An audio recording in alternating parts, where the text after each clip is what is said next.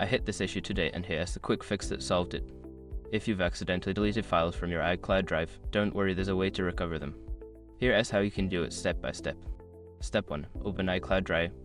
Launch the iCloud Drive app on your device or go to the iCloud website on your computer. Make sure you're logged in with the correct Apple ID. Step 2. Check the recently deleted folder.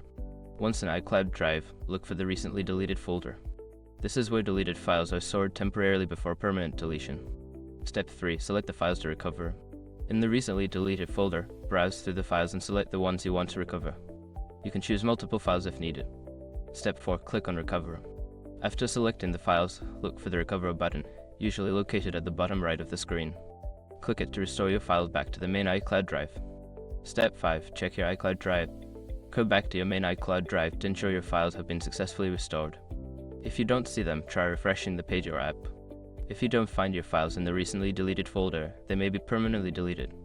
Remember, files are only kept there for 30 days. I hope this helps you recover your lost files.